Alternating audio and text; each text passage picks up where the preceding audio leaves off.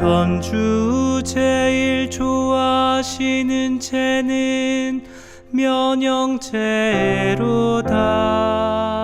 천주 제일 좋아하시는 제는 면형제로다.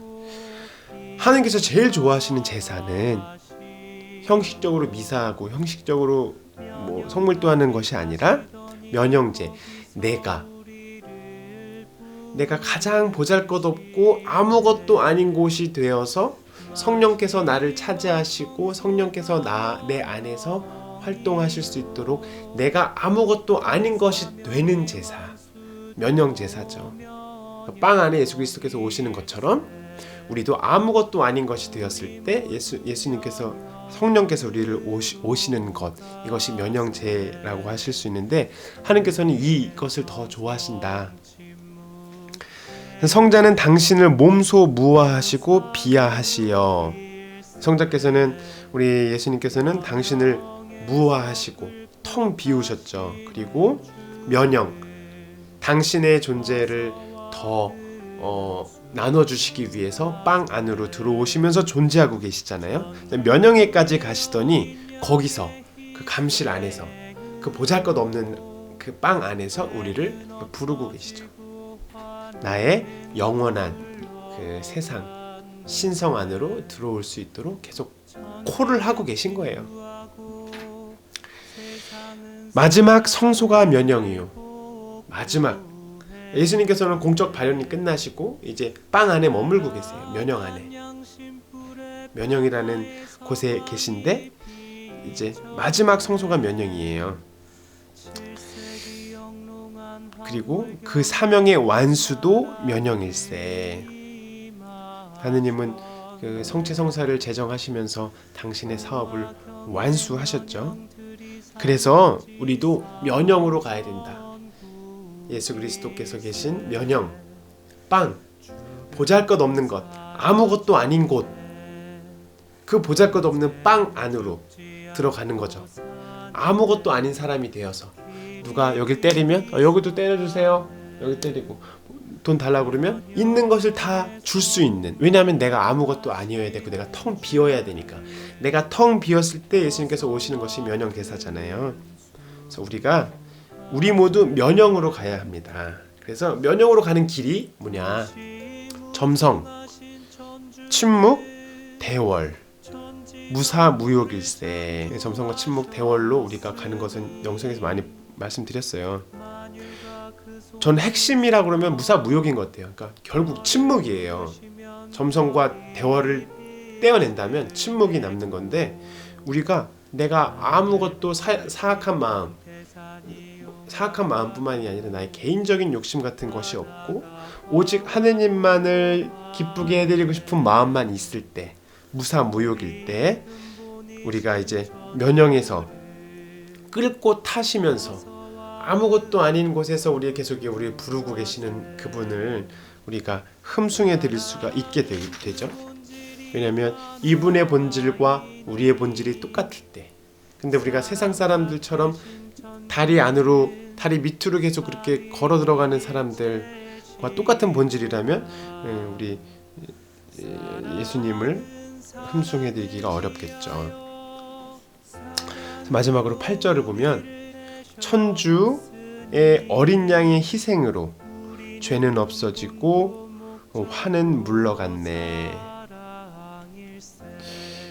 어린 양의 희생이 있었어요.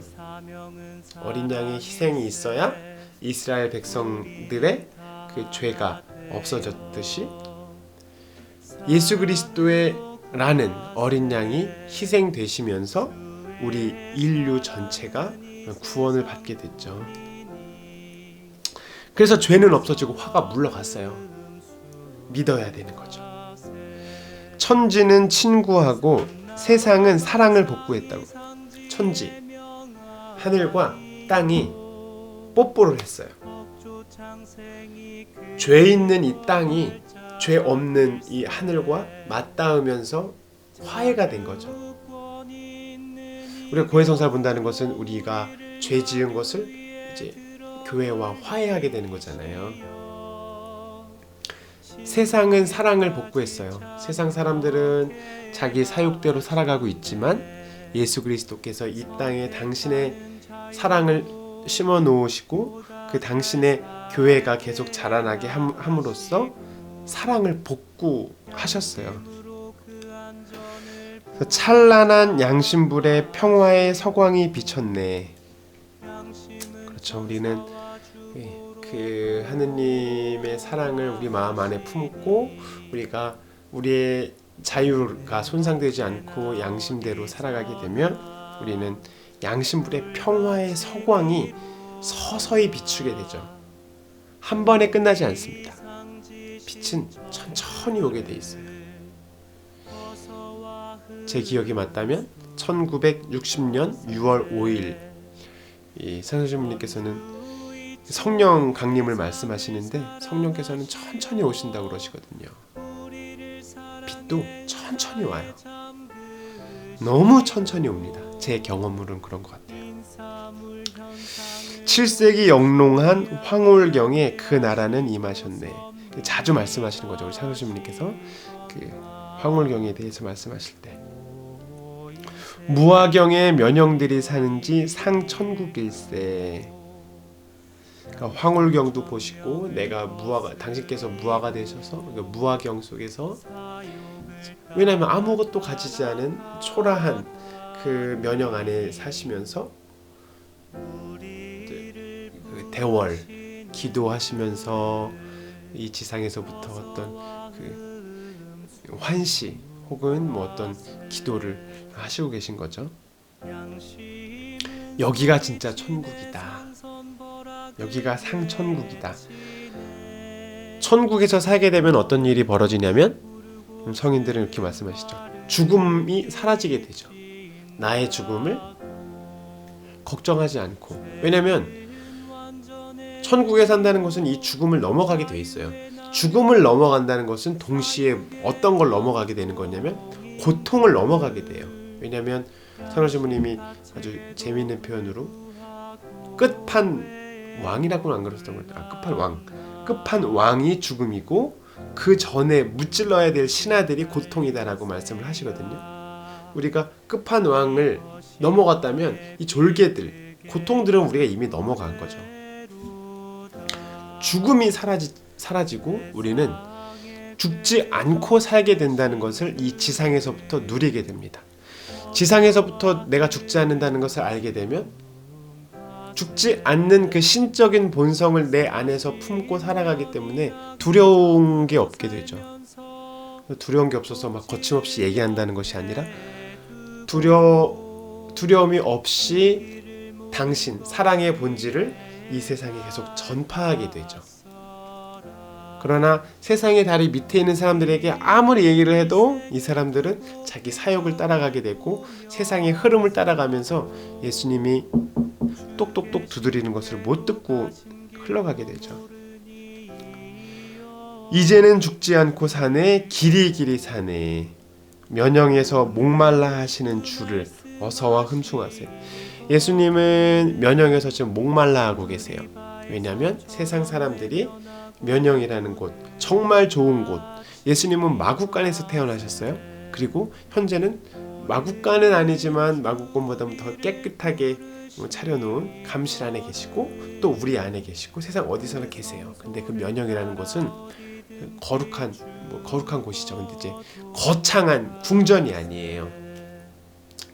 그래서 면형, 아무것도 아닌 초라한 곳에서 우리를 목말라 하시는, 우리의 사랑을 목말라 하시는 주를 우리가 아침에 초대송을 부르고 대월가를 부르면서 이제 아침에 그 하느님을 흠숭해 드려야 됩니다. 왜냐하면 하느님께서 우리를 창조해 주시고 구원해 주시고 우리를 하나하나 다 손수 만들어 주고 계시거든요. 우리의 길을 신기하게 안배하고 섭리하시고 계십니다.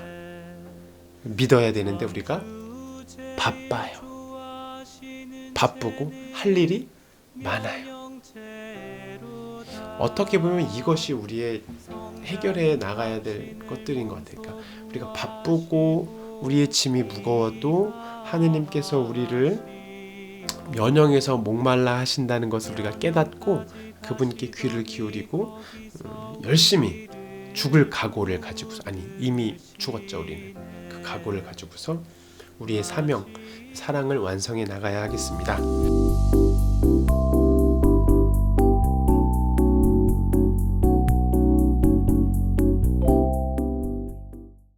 전주 제일 좋아하시는 채는 면형제로다.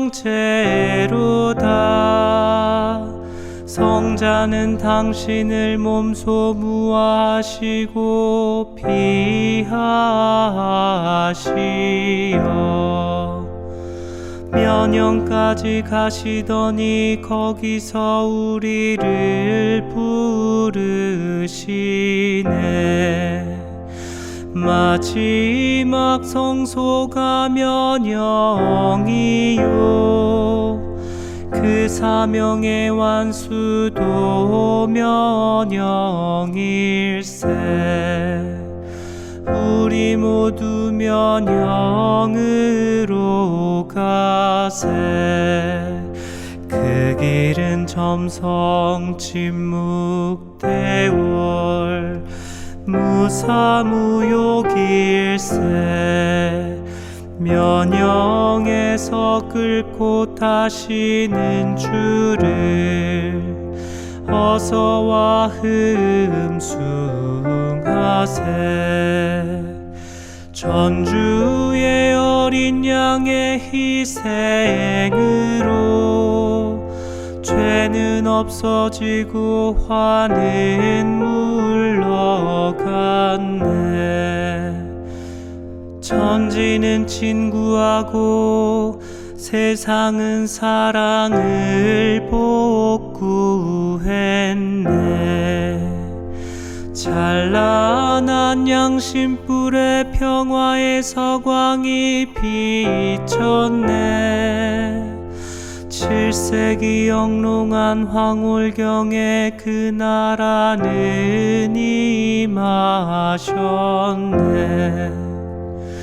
무화경의 면형들이 사는지 상천국일세. 죽음도 사라졌네. 이제는 죽지 않고 사네. 길이 사네. 면형에서 목말라 하시는 주를 어서와 흠숭하세.